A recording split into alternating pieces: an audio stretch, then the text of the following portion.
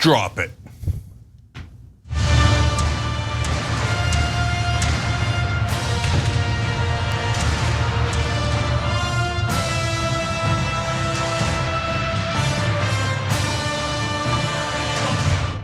All right, back.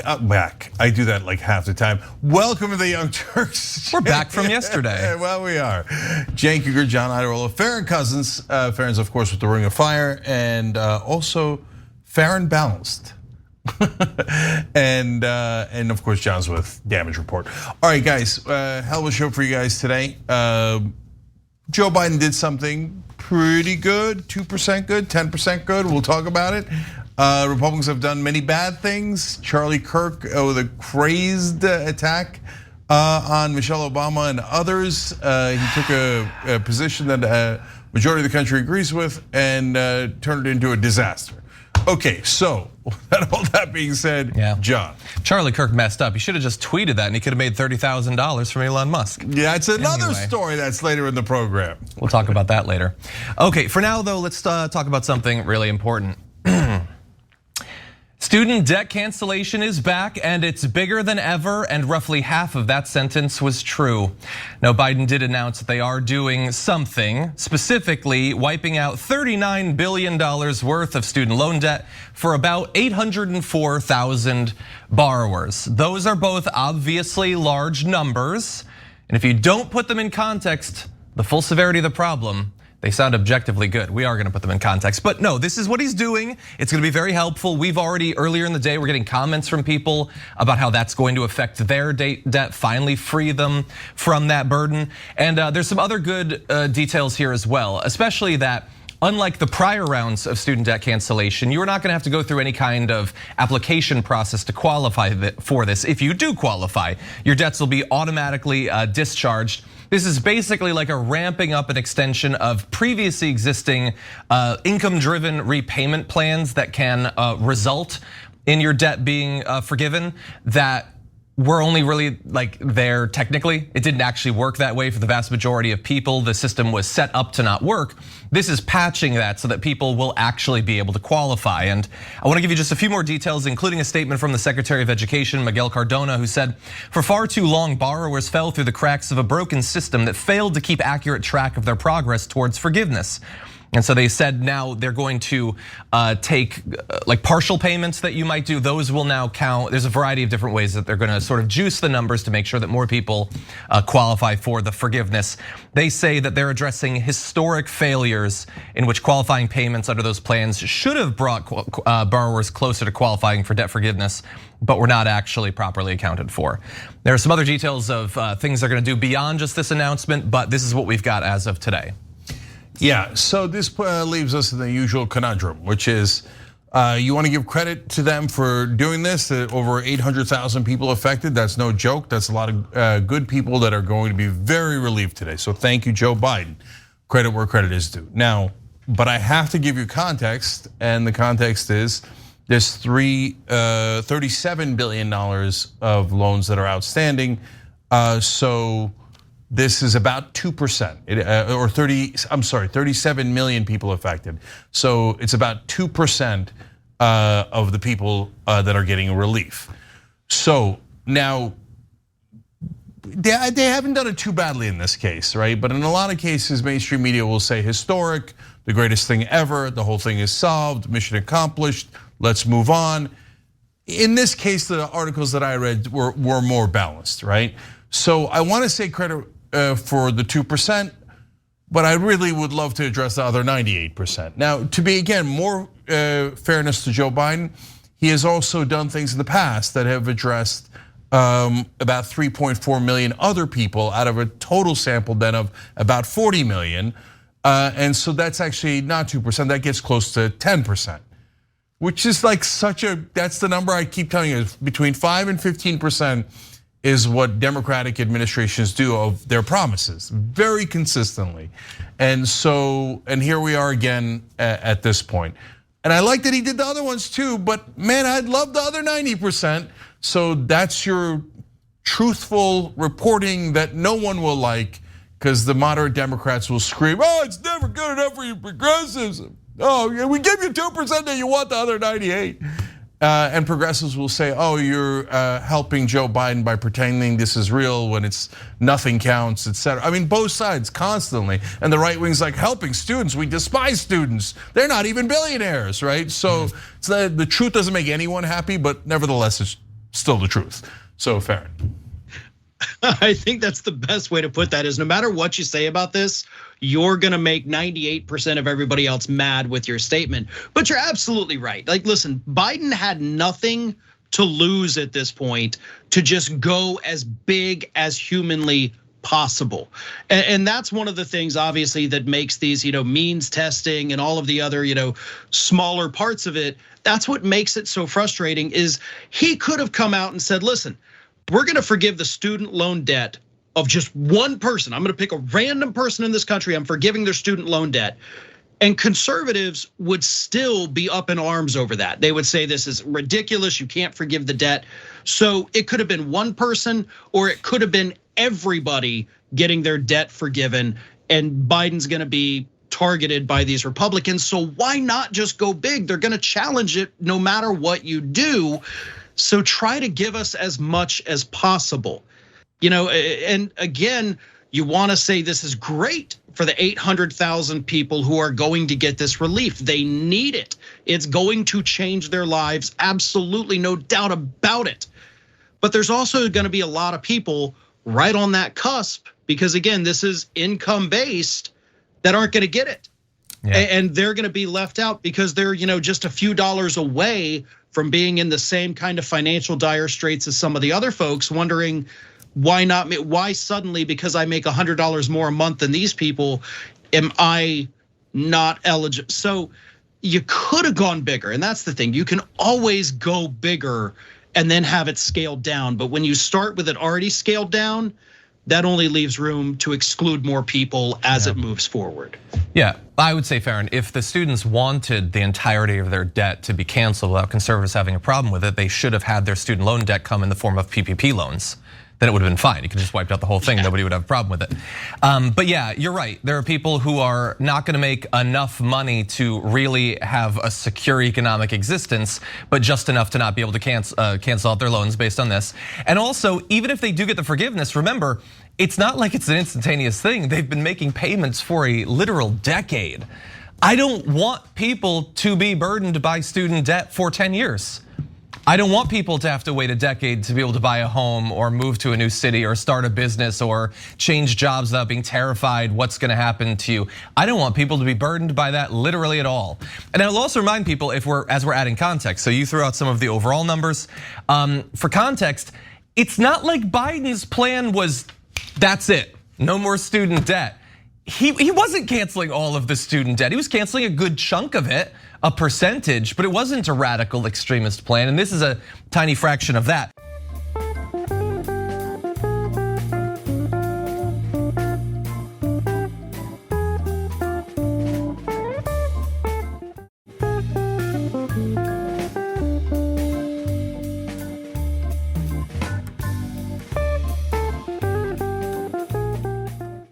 One more bit of context, by the way, of the $1.78 trillion in outstanding student loan debt, which, look, some of that is public, some of it is private, so it's not apples to apples or whatever, but he's canceling the $39 billion. I just looked up randomly. The F-35 has cost over $1.5 trillion. One plane, $1.5 trillion. A country of students balanced against one plane that might or might not work.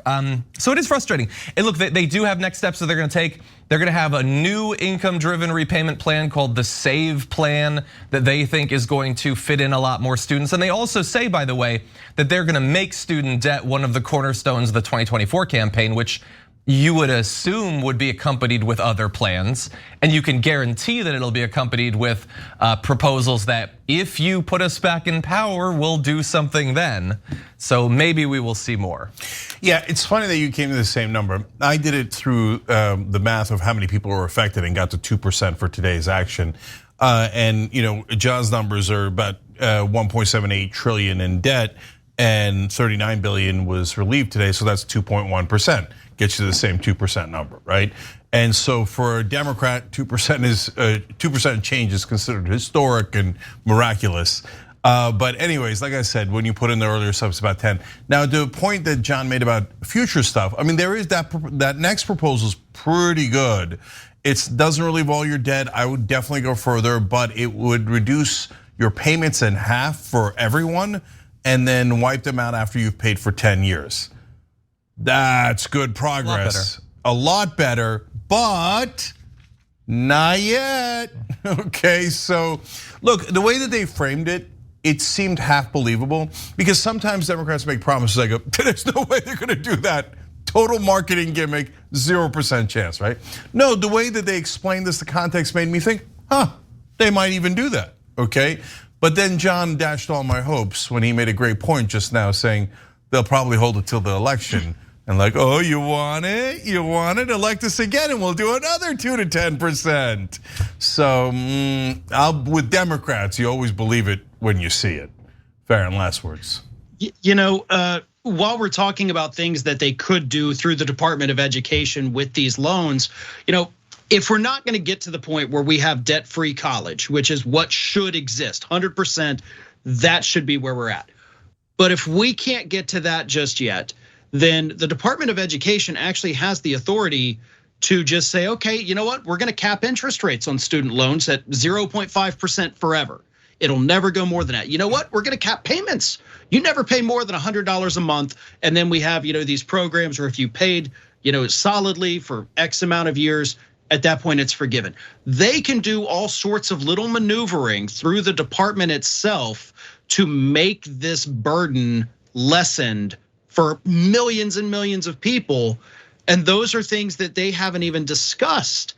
So again, debt-free college, no student loans not even existing is what we should have. But if we can't get that, there's 100 other things the Department of Education could do that really haven't even been entered into these discussions, for the most part. And so maybe that's what they'll dangle in front of us ahead of the 2024 election. But those are also other things that they need to be considering and that we need to be demanding that they do. Let me throw out one question, because all of what we're talking about basically is executive orders, executive actions. I don't think, I understand why there's not a lot of conversation about what legislation could potentially be passed. I mean, the Republicans control the House. After the next cycle, they might well control the Senate too. Do we think that there is anything that he could propose that would get them to actually pass legislation to fix this? Like if it was based on like performance, like your grades, you get the loans, but you ace everything. Maybe we do some cancellation, or like a service-based repayment thing. Like rather than just 10 years of payments, you do 2 years of sort of like Tennessee Valley stuff, working on infrastructure, installing electric chargers, climate prepared. Like, is there literally anything that could be proposed that Republicans would, or do they just believe that we have so poisoned the well intentionally on what people think about higher education that we do not want to act as if anyone who goes to college is deserving of any compassion whatsoever? So the answer to that question is that it's a bit of a trick question, because the question isn't the substance, it's the style, it's the way that you try to pass the bills. So the suggestions that both Farron and John had are brilliant. They're great, and I hadn't thought of some of those suggestions, and I think that they're absolutely terrific. If you proposed it and then you just had a vote and you walked away, then the Republicans have a 0% chance of voting for it, none whatsoever. They would never do anything for the American people. I was gonna say, unless there was a gun to their head. One, I don't want to do violent analogies too much, but two, even then they might not do it. They just, now having said that, is there a way that you could pass it overall? I think yes. So wait, why? What's the disparity? Because you have to do the one thing that Democrats never do, which is actually fight. So like Biden proposes public option in one of the bills, it's at 84%. And then the Republicans, theoretically Republicans, but it was actually corporate Democrats too, all say no because their donors are Chamber of Commerce and they don't want paid family leave. So they say no, and then Biden goes, oh, okay. Well, of course you're not gonna pass anything doing that. If Lyndon Johnson had said, oh, Dixiecrats, you don't want the Civil Rights Act, Voting Rights Act? Oh, okay. Well, then we wouldn't have them. Instead, he broke like half a dozen, 2 dozen, I don't know, a great number of kneecaps. metaphorically, but with him barely, okay? And until he broke the Dixiecrats in his own party and got the damn bills passed, which was awesome. But Biden and those guys, one, they're in on it. They're also just as corporate as the Democrats in the Senate and all of the Republicans. So the whole game is rigged to begin with. They're all frauds. The Democrats do just enough to have the media say historic so that they get re-election. They do always the bare minimum or nothing, right? But if Biden wanted to fight, what he would do is the Republican advantage in the House is minuscule. You would pick 4 or 5 or whatever the number you need is of vulnerable purple district Republicans, and you would do a massive marketing campaign and go, these guys don't care about students. After they cross the bridge, they want to burn it down so that none of your kids have the opportunity they had. You find out which schools they went to. You start saying, oh, this son of a bitch went to Harvard, but he doesn't want your kid to be able to have an opportunity. Settle down with all this debt and the albatross around your neck, and you fight and you fight. And these positions are actually very popular with American people until they bleed enough in the polls. Sorry for all the violent analogies. Okay, they're all metaphors. Until you bleed them out in the polls in a purple district, and they go, oh, yeah, I was always concerned about the students. I was going to do it anyway. That's standard hardball politics. The number of Democrats who play that is 0. And honestly, they're either all complicit, like the Biden-Pelosi camp, or they're not very smart or strong progressive camp. All right, go ahead, Farron. I've got a plan where you could get enough Republicans on to pass it today. It's a bad plan, but here it is. You tell Republicans, for every 10 million people that you let us forgive student loans for every 10 million, we lower corporate and wealthy taxes by 1%. So you give us 50 million, we'll lower taxes by 5% for the same amount of years. So 50 million people get debt forgiven, 5% lower in taxes for the next 5 years. You go to 100 million, they get 10% for the next 10 years off their taxes. You get every Republican saying, all right, fine, we'll do that. The donors love it. Yeah, we're gonna suffer in the revenue department, but people are gonna have more money. So, that's the only way I think they could really get these Republicans to go on board is if they somehow tie it to cutting taxes, because that's all these Republicans know how to do. Yeah, that's devastating, and I probably would not take that deal. It'll bankrupt the country. But Farron is absolutely right. They would then immediately pass it. Okay, what about this? For every 10 million that have debt canceled, you can lock up one member of the extended Biden family. How about this? A cousin, a niece, whatever. It'll be great. Anyway, we gotta take our first break. When we come back, Joe Manchin back in the news, probably for something good. We'll see you in a few minutes.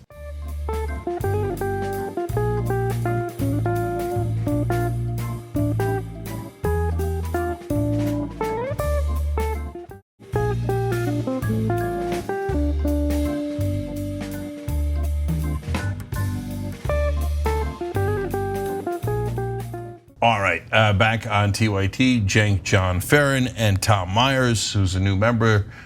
Tom just hit the join button below the video to become a member and support good, honest news programming. We appreciate you, Tom. Tina Onken was a member for 30 months. Chris Birch gifted 2 Young Turks memberships, as is his wont, and same with Canadian Moose Rider, AKA Maple Syrup Dragon, except they gifted 5. You guys are amazing. We appreciate you. Members make this show happen. Iadarola. Okay, let's talk about some news. Joe Manchin is back, and he's once again ruining Joe Biden's day. In this case, announcing that he plans to oppose Julie Su, which is Joe Biden's nominee to lead the Department of Labor. And because of the way that the votes break down, him being opposed to her is probably all it will take. That's probably it. She is currently the acting Labor Department secretary, previously having served as California's top labor official, overseeing workplace safety and policing wage theft in the country's most populous state. Now, why does he have a problem with her? Well, the thing about the wage theft might have already clued you into what his issue is, but labor unions and progressive groups both have enthusiastically backed her nomination, saying that she would aggressively enforce workplace protections, particularly for the most vulnerable low-wage workers. She's also a civil rights lawyer. Okay, so they say she is going to vigorously pursue abuses of workers. The issue that Joe Manchin has with her is that she would vigorously pursue abuses of workers, and that, of course, cannot happen. I mean, they're wording it differently. They're saying that she's anti-business, and that's it. He put out a statement saying, I believe the person leading the US Department of Labor should have the experience to collaboratively lead both labor and industry to forge compromises acceptable to both parties. While her credentials and qualifications are impressive, I don't care about that. I'm kidding. I have genuine concerns that Julie Su's more progressive background prevents her from doing this, and for that reason, I cannot support her nomination to serve as Secretary of Labor. And by the way, even if he wasn't against her, it is possible that she'd be blocked in the Senate anyway. Either John Tester or Kirsten Sinema, both of whom have not indicated that they'll support her. And in the case of Sinema, it seems like she wouldn't. That would also be enough to stop her from getting through.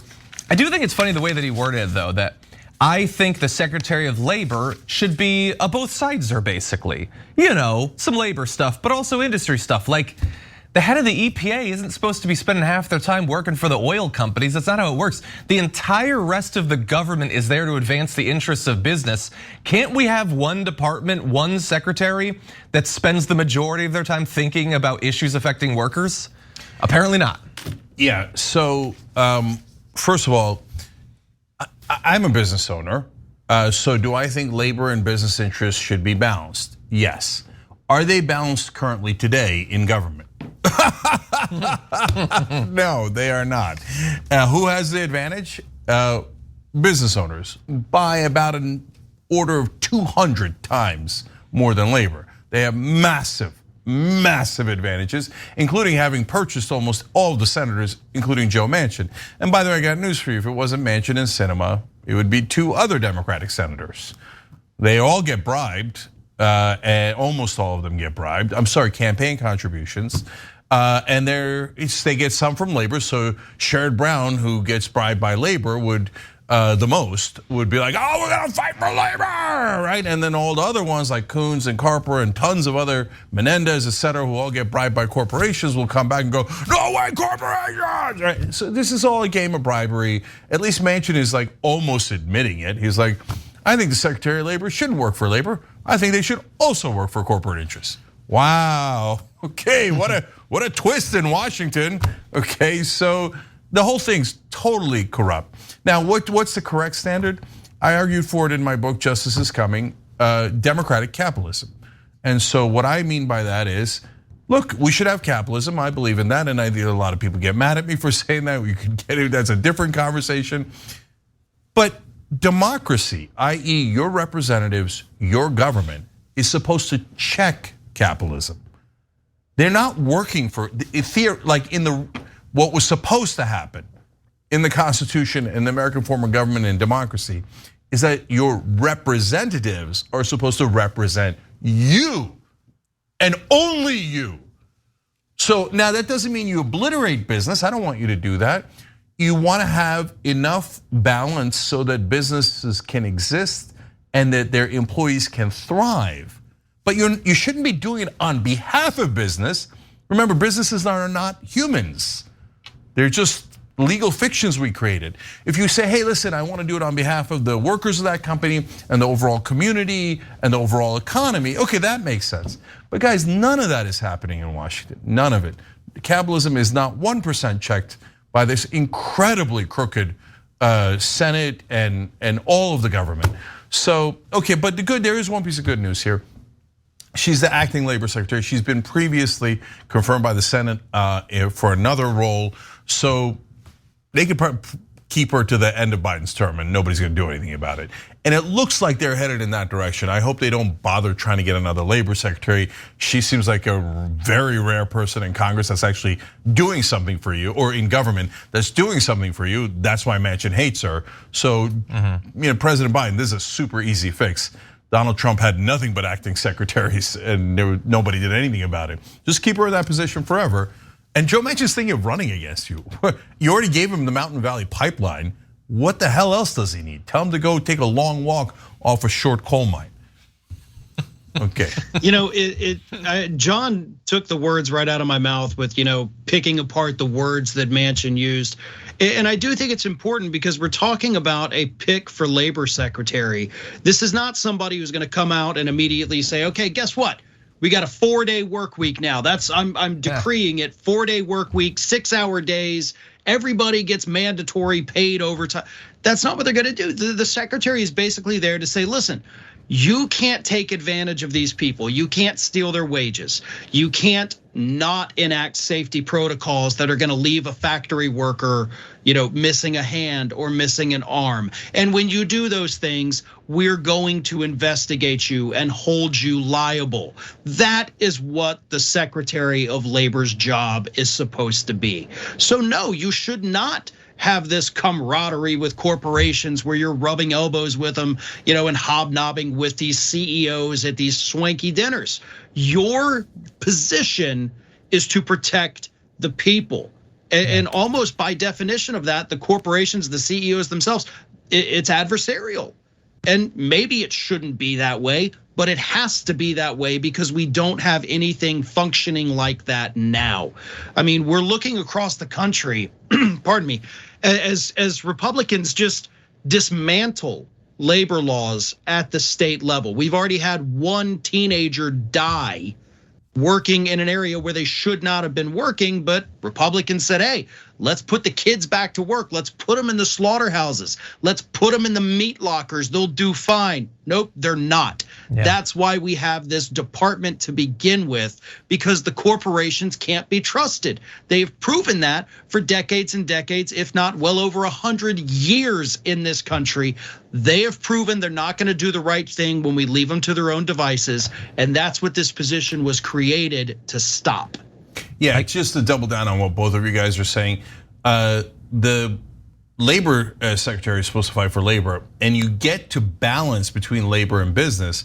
Number one, because the rest of the government's all for business. So if she's super strong, you'd be lucky to get to 10% balance, right? And then thirdly, the businesses fight for themselves. The government isn't supposed to be fighting on behalf of corporations. Like I said earlier, they're supposed to be fighting on behalf of voters, communities, and maybe their workers. But that's how you get to balance, when the companies go, I want this, and your government fights back, and then they get to a balance.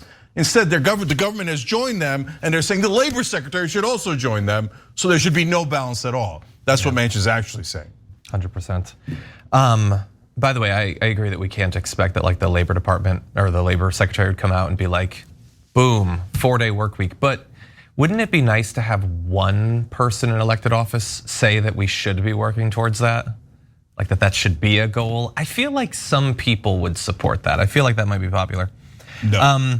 Now really fast, if I were to tell you that we found out, exclusive reporting probably from ProPublica, that a business PAC had taken $5,000 in 20s and put it in a sack and scrawled a $ on it, and then they gave it to Manchin and it was caught on like CCTV, that would be a scandal, okay? That would be a game changer. You know what wouldn't be a game changer? Revealing that over the last 5 years of reporting, business PACs have given him $2.8 million. Just because they like him doesn't have any effect or whatever. It doesn't change his opinion or anything. Look, he's balanced. He's got labor at 267,000. It's totally balanced. I'm bad with numbers, but also, so this is obviously not good news. This is, Joe Biden has had so many lunches with Joe Manchin, and you don't do this to your lunch buddy.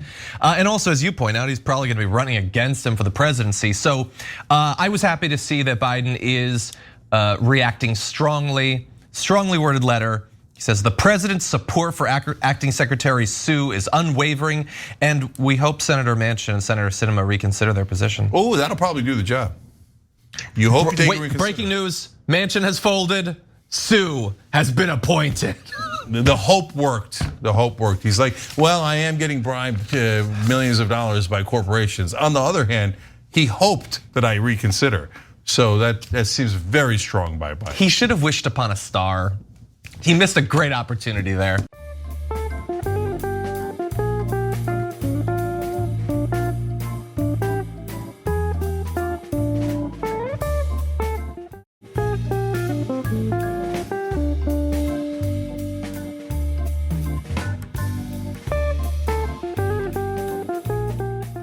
Yeah. Oh, well, okay, let's talk about something else. I don't know why coming out of this last story, anyone would be worried about democracy, but turns out some are. New polling indicates once again that Americans are not feeling particularly confident about the state of our democracy, although not always for the same reasons. We're gonna dive into some of these numbers. First of all, only about 1 in 10 adults polled in the US give high ratings to the way democracy is working in the United States or how well it represents the interests of most Americans. I'm gonna guess that that 1 in 10 is the top 10% of America, if I had to guess. But anyway, 53% say that Congress is doing a bad job of upholding democratic values. Only 16% say it's doing a good job. Those are the 16% that I think are paying the least attention. But anyway, only about half the country, 49% say that democracy is not working well, compared with 40% who say it's working somewhat well. Now that's all interesting. We've sort of talked about that stuff before, but this is the fact that I find most fascinating. About half also say each of the political parties is doing a bad job of upholding democracy. 47% who say that about Democrats, and even more, 56% about Republicans. So they roughly feel like the same between the two, which if the people responding to this are savvy, I understand what they mean. Like, you should be frustrated with the Democrats. They came in saying their first priority would be a big voting rights bill and they would do all of that, and they didn't do that.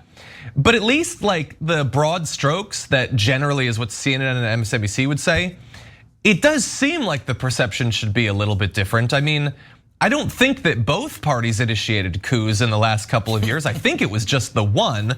But that said, I don't pay attention to the news on weekends. So if they did it on a Saturday, I might have missed it. What do you think?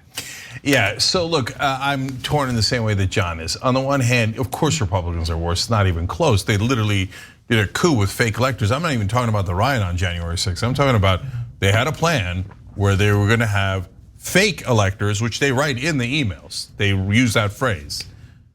And they were gonna have them vote for the guy who didn't win, and they were gonna overthrow our democracy. That's a pretty good sign that you're not in favor of democracy. Okay, so all right, so that's point one. But guys, I don't think that's the main issue here. Yes, that's a giant issue, especially with Trump still running and still has a decent chance of winning. Don't lose focus on that. That is massively important. But just as important is why that anger on the right exists in the first place, which is that our politics is nearly completely corrupt. And so I give the right wing credit for this all the time. I think they figured that out way before Democrats did. And that's because Democrats listen to mainstream media more. And mainstream media is the #1 problem. And they never get it, they don't understand it, they don't believe it. There's poll after polls that says 14% of people trust mainstream media, 7%, 9%. And they all look out and go, oh no, they love us, we're the fourth estate. No, they don't. They think you're a bunch of liars, and they are correct. So when you all say, like we just did a story on Joe Manchin, and in the last 5 years, he's taken like nearly $3 million from corporate PACs, right? But if you go back further, and he's taken like $2.5 million just from the bankers, like 1.25 million from the oil and gas industry. It's just bribe after bribe after bribe. And then the media gets upset at me when I call them bribes. They say, no, ExxonMobil, it just cares about the general welfare. And they were being charitable. They just happened to give it to all these politicians, and the politicians happen to vote with them, but we're never ever going to mention it in any article about votes. When the politicians actually vote, we will never tell you who their donors are and why they voted that way, which is 100% of the reason they vote the way that they do. We show it on the show all the time. We show you here's their campaign donations they got from corporations, and here's how they voted with them, and it matches up pretty much 100%. So democracy's gone. Look, this is a giant topic in my book, Justice is Coming. You can get it at tyt.com/justice, where I show you definitively how corporations took over the Supreme Court. The Supreme Court said bribery is now free speech, and corporations can give unlimited money to bribe our politicians. In fact, some of the justices in dissent back in the 1970s when they did this were like, no, this is a mortal danger to our democracy. And nobody listened to them. And democracy died all the way back in 1978. There's meta studies, Princeton and Northwestern did one. All this is in the book, where they showed the top 10%, to John's point, that 1 in 10 that thinks we have a democracy. He's not wrong. They're almost all in the top 10%. Because the top 10% is super happy. They've got their status quo, they love it, and they enforce it. And it turns out, hey, good news, top 10% don't always get what they want. They only get what they want 45% of the time. Now, do you wanna know how much the bottom 90% gets their way? So like, meaning the bottom 90% all think this policy position. Do they get that passed into legislation? According to a meta study of over 20 years of legislation, their effect is literally 0. You have no effect on your government, none. And every study confirms it. So when people in power see this, and I know a lot of folks in the establishment, they'll go, this is so sad. Fox News has corrupted people into thinking that we don't have a democracy. Okay, so when we have a great democracy, we have to uphold the system exactly as it is, okay? No, you're not missing it. You're the corrupt ones. And all that corruption and all those bribes get funneled right into mainstream media in the form of political ads. So the media and the politicians have agreed, we're going to do massive corruption, we're going to kill democracy, and then we're gonna lie about it and gaslight you. But you know what? Good news, it didn't work. The American people are like, no, we don't think we have a democracy. We think you guys are all full of crap. Guess what, Americans? You're totally right. The facts back you up. Farron. The problem is, yes, they're right. Everything you've said is correct, obviously, but you have these polls, and we see them happen all the time. Every majority, everybody says everything's terrible. Democracy doesn't work. I hate Congress. They've got like a 5% approval rating, whatever it is. I hate them. I hate it. We need people that work for us. Then they turn around every 2 dang years, go back to the voting booth and say, oh, person's been in office 20 years. There you go. Welcome back. Because they don't think it's their person. Nobody, no district in this country wants to look at that and be like, well, everybody's bad, but I think the person I've sent to Congress for 20 straight years, they're the only one doing a good job. And when you have every district out there, or 80 to 90% of them, sending back the same person every 2 years, yeah, nothing's gonna change because you keep sending the same people there. Mitch McConnell has been in that Senate seat since I was 2 years old, and I turned 40 this year. And so it drives me insane that people see that there's a problem. They recognize that these people we have in DC are not working for them. They know that they're not getting anything out of legislation. Most of them couldn't tell you the last bill that was passed that directly affected their lives, but they go back to the polls every 2 years, every 4 years, and they vote for the same people every time, and they don't change a thing. They don't vote in the primaries, so they don't have that voice. They just say, yep, let's send them back 5 years, 10 years, 20 years, 30 years, but I'll keep complaining about it and then doing the same thing because it's not my person that's bad. It's the other 49, 99 senators out there that are terrible. Mine is totally good. It's maddening that everybody hates it, but nobody wants to say, you know what? Maybe we ought to try something different once in a while. That sounds appealing, but I think that Dianne Feinstein's killing it. Yeah. I think that we should stick with her for a little bit. Okay. Anyway. I do want to say one thing about what Farron said. He makes a great point. Look, the mainstream media kind of tell you that you should vote for the incumbents. They don't directly say it. They say it in the way that they cover stories. They go, incumbent is leading in the race. She has all of the money and she has all of the endorsements. And some outsider radicals have decided to run against her. But you know what? They're on paragraph 28. You're never even going to get to them. We're just going to tell you how esteemed this wonderful, honorable politician is. We're not going to say it exactly like that, but we're going to frame it so it looks like we're objective, but meanwhile we're doing the same exact thing. Vote incumbent, keep the status quo. Every mainstream media reporter does it. They don't even realize they're doing it, but that's ingrained in every story. Anyway, so what is your option? Look, some people say, hey, listen, brother, I don't have time to figure out every goddamn district and this and that and all these different elections. All right, I'll give you an easy rule of thumb.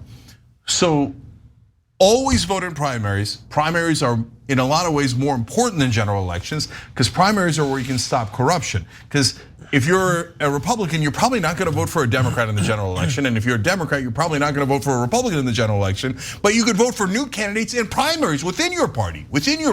So you're not betraying your ideology. Go vote. I know like maybe 10% of Congress is not awful, maybe. So your default should be, if I don't know, vote against the incumbent. When you see a name you recognize as an incumbent, vote against them. And you know what? But it's all based on, is there a democracy or isn't there? If there's a bill that passed and you loved it, then vote for the incumbent. But if it turns out they do nothing after nothing after nothing, which is what they always do, other than give giant giveaways to corporations, then go vote against all the incumbents because they collectively didn't do a goddamn thing. That's how democracy is supposed to work. Don't let mainstream media brainwash you. They are trying to get you to vote for the corporate interest, and so don't listen to them. Make sure that you're actually paying attention and take charge of your own democracy. Love it. Time for our second break. We'll be back with more.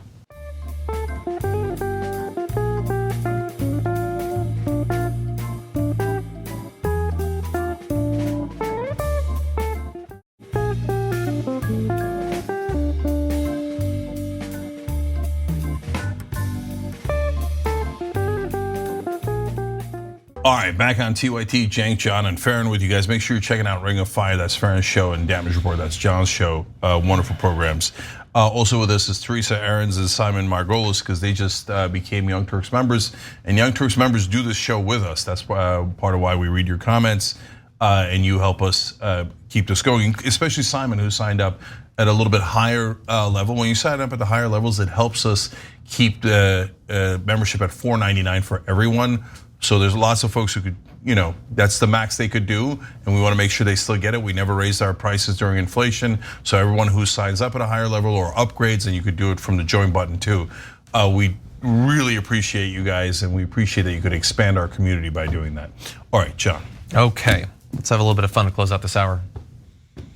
For most people signing into Twitter these days, the best thing that you can hope for, I guess, is a little bit of anger, worst case scenarios, depression, a complete loss of faith in humanity.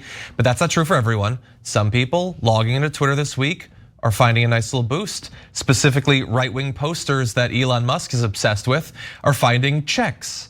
They're being given by the richest man in the world thousands of dollars for posting on the website that he owns. The first beneficiaries of what is being pitched as a new ad revenue sharing plan are high-profile far-right influencers who tweet. They've been tweeting what they've earned. Ian Miles Chong, Benny Johnson, Ashley St. Clair, all talking about their earnings. An account called End Wokeness said that they made $10,419 for, I don't know, a day of content, a week of content, a month of content. Nobody actually knows how this works because it is as arbitrary as it seems. And it, by the way, has nothing to do with threads coming out. It has nothing to do with people leaving the service, nothing to do with him being worried that the people that he is a reply guy to on a daily basis might ever abandon him. Now, it's not just the accounts that we've mentioned. Andrew Tate apparently has made $20,000, a nice boost for him as he faces the human trafficking and rape charges that he's currently facing.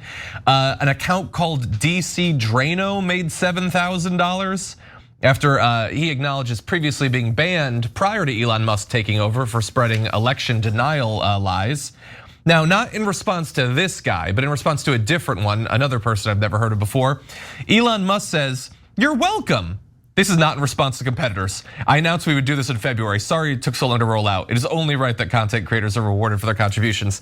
Now that is not 100% wrong. He has for a few months been saying that they're going to do some sort of revenue thing, where if they do ads on your posts or in the replies, you can make some money. So there is an element of truth there. The idea that this has nothing to do with the fact that over 100 million people signed up for threads in the first week though is utterly absurd. There has thus far been no indication of any sign-up process for this. I haven't seen anyone who is not a far-right grifter who has earned thousands of dollars for this. It appears to be, and until I see evidence, I'm going to assume that it is what it seems to be. He has chosen the accounts that he likes, and he has decided, I'm just gonna throw thousands of dollars at them as a treat, and they'll probably love him even more. I mean, wouldn't you? Yeah, so first of all, John's right, they're almost all right-wingers. So, I am objectively helping creators. First of all, if you did it based on impact, you probably wouldn't get any political people. You might get sports people, etc. No, it's super obvious. You're picking all the guys who were like retweeted you. It's hilarious, okay? I think I saw one set, like the Krasenstein brothers or something. Who are massive Elon Musk supporters now. Oh, if yeah, you don't know that. oh, really, huh? They still technically like the Democrats or whatever, but they love Elon Musk. Yeah, guys, he's literally paying people to like him. Literally. He's buying friends. Okay, so now, to give you a sense of how unsustainable this is and what a terrible business idea it is, there's two things I have to tell you. Number one, I know the numbers, right? I run a digital media company, so I know exactly how this type of stuff works. Paying $10,000 and $20,000 for a bunch of tweets, that is totally unsustainable. Like if he did that as a real business practice and he paid everybody on Twitter proportionally what he paid those guys, the $44 billion would be nothing compared to what he'd have to pay the creators, right? Like there's no way in the world you could afford that. It would sink the company immediately, overnight, right? So these payments are totally out of proportion to the value that those guys created, which then just kind of, again, comes back to he's paying people to like him. It's one of the most pathetic things I've ever seen. And if you're a business person, you don't know that a bunch of tweets, no matter how many impressions they got, are almost never going to be worth $10,000. Let alone per month, let alone $20,000 to the rapist dude. Sorry, alleged rapist. Okay, so now the last part of it is, so now that you've done this, and again, I run a business, so I've seen this happen, and you gave it to some people, but not others. Nah. Here's what's gonna happen next, and it's already begun to happen. I saw it today. First thing is all the people on the left go, wait, where's our money? What the hell? Oh, you're so bad. And then people in the mainstream media, they don't say it, but they're like, because they see that their tweets get more impressions than the rando Romanian rapist, right? And the Drano dude or whatever, and they're like, but the mainstream media won't say that. They'll just write super crappy articles about you. Okay, so that's coming down the pike. But that's not, all those two factors are not the most damaging. The most damaging is other right-wingers who didn't get paid. And now, and I've seen it in the beginning of it, they're gonna rip his face off. They're gonna be like, where's my money? You know, why did Drano get it, but I'm Clorox, and I didn't get it. I hate trans people even more than they do. Where's my money? And then he's gonna be like, he's gonna panic and he's gonna give a little bit there and a little bit there. And then the next thing that's gonna happen is people are gonna say, wait a minute, that guy got more than me. I want just as much as him, until everyone wants $20,000 a month. And then they're gonna withdraw the program. Then the guys he gave the money to, they're gonna be mad that they're not getting the money anymore. So good news for people who don't like Elon Musk or Twitter, pandemonium is about to break out there. You know, I was actually gonna say that exact same thing. He now has set the precedent where the first little weirdos that he's paid, he's gonna have to keep paying them that, or they will turn against him and start whining and complaining. And that was brilliant about everybody else getting mad too. But I've been saying for years, and I've been saying it on Twitter, which I'm barely doing anything on Twitter anymore just because it's not fun anymore. But this is a big reason why people need to stop signal boosting some of these weirdos all over Twitter. There are so many people who I know who they are, and I shouldn't know who they are, but I only know who they are because people on the left want to start fights with them or they want to rebut them. Let it go. You're not changing people's minds. You might get in a fun zinger every now and then, but stop it. Especially now, because now you're giving these people maybe thousands of dollars, so don't do it anymore. If you withdraw, if you bite your tongue every now and then, and by God, I do it every time I log into that app, let them go. Yeah. Just let them bark in the dark, and then it won't be an issue anymore. So many people need to learn that lesson. But the second thing is that there's no accountability with any of this. You know, with YouTube, with Facebook, all of these other websites where you post to and you get paid for it, there's algorithms. You can log into your back end. You see your RPM, your CPM, your impression rate, your click-through rate. You know who is doing what to your stuff, and it's all accountable. You can add it all up, and it's right there. With this is Elon Musk just saying, you know what, Andrew Tate, again, who I wouldn't know if people on the left hadn't retweeted him, 20 grand, here you go, 20 grand. He's making it up as he goes. And like Cenk said, it's not sustainable. You are setting yourself up for the ultimate failure. And it's going to be the funniest thing in the world when this blows up in your face. And I don't think more than a month down the road before we see that massive explosion of this blowing up in his face. Maybe. By the way, if you thought that there would be something that Elon Musk could do to make this even more ridiculous, bear in mind, of course, he is an innovator, he's a genius, he will come up with a way. So this is only for verified people, obviously. Verified, they're not verified, but they do pay $8 to Elon Musk. This is like basically like multi-level marketing right now. In particular, only verified people contribute to this. He also, by the way, it's ads in your replies that verified people are seeing, but one of the big advertised benefits of being verified is that you see less ads. So that's a weird combination right there. Also, he's like, by the way, I don't know if you've looked at his replies today in the last couple of days. He is nonstop tweeting about Threads. So again, the idea that this is not about Threads, he cannot stop tweeting about it. He said, he replied to someone who was like, well, you know, if leftists or Democrats want the money, they just need to make accounts and do verified. So first of all, are we supposed to pretend that this is just like the invisible hand of the market? You changed the algorithm to boost right-wing accounts, and now you're paying them for being right-wing accounts that you boosted already. Utterly absurd. And I will also point out, we have made the case to people for quite a while that right-wingers exist, and many people become right-wingers to get paid by millionaires and billionaires. And that was always at least mildly abstract. We're done with that now. It is literally just the richest right-winger in the country, in the world, writing checks to right-wing grifters to sustain them. And it's definitely gonna make some people want to do that so that they can get the checks.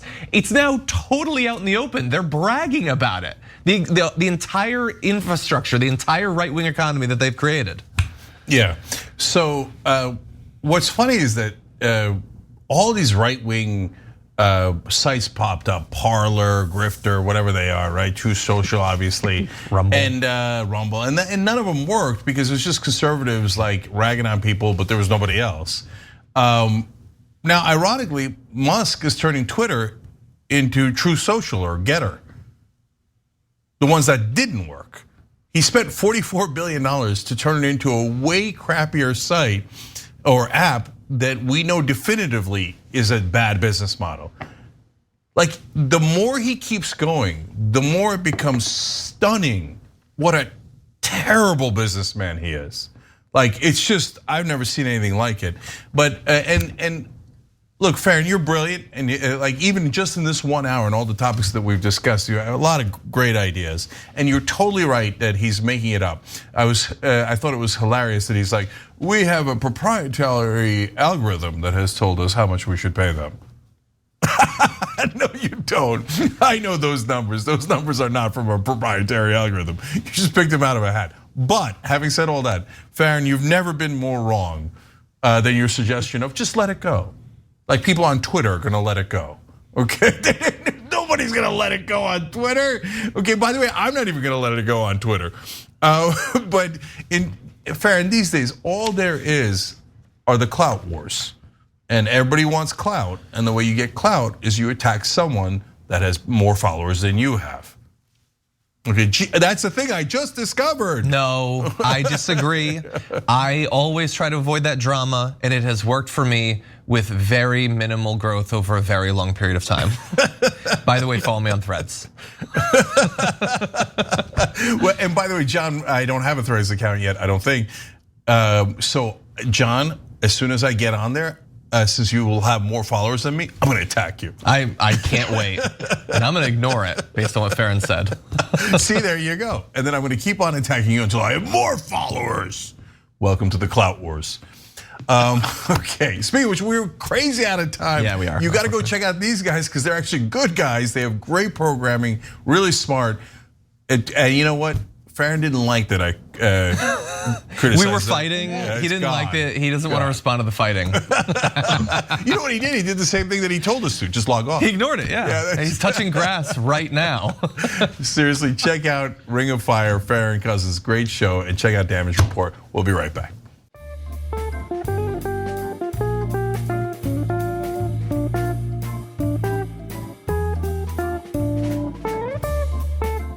Thanks for listening to the full episode of The Young Turks. Support our work, listen ad-free, access members-only bonus content, and more by subscribing to Apple Podcasts at apple.co/TYT.